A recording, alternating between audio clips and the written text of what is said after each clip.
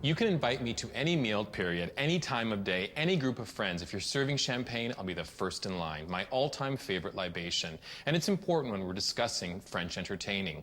Champagne is only produced in France. Now, you can find sparkling wines in other areas of the world, but only sparkling wine produced in the Champagne region has the right to be called champagne.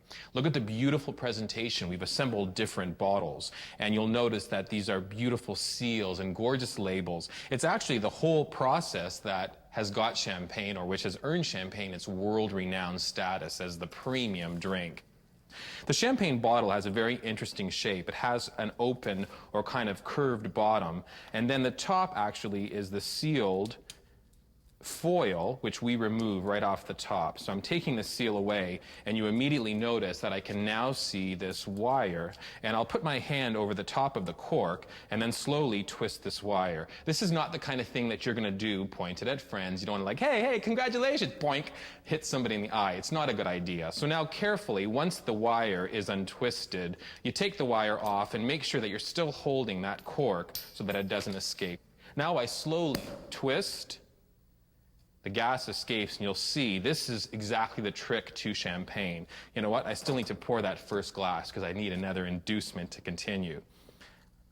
Beautiful, chilled champagne. You immediately hear the bubbles, the effervescence of champagne. Now, as I sip my first glass, first of all, cheers to you. You'll notice the beautiful bubbles that are escaping this glass. And this is a champagne saucer. Legend has it that the champagne saucer was actually created by Louis XVI. It's supposed to be an impression of Marie Antoinette's breast. But hey, you just never know where these things start. So I think it's a nice piece of history on champagne. Champagne is produced by using two grapes, Chardonnay and Pinot Noir. And that first pressing of the grapes, which is called the vin de cuvée, that first pressing is very important because that's usually the only wine that's used in the production of champagne. But it's the cork that kind of triggered the idea with Dom Pérignon, the monk which Moet and Chandon have named their famous champagne.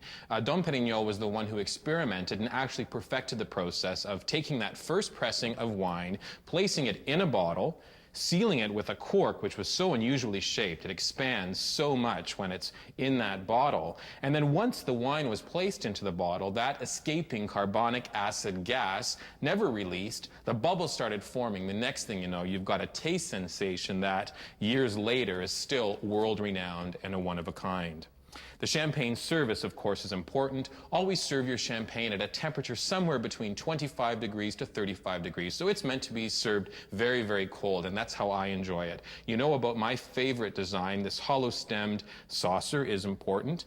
This is another beautiful way of serving champagne, would be in a tall, slender flute. Again, always hold your flute by the stem, and those bubbles are going to escape. The third is a floral flute. This looks like a calla lily, so it's got that beautiful opening at the top. Serving champagne in this as well is a nice way and an attractive way to present champagne.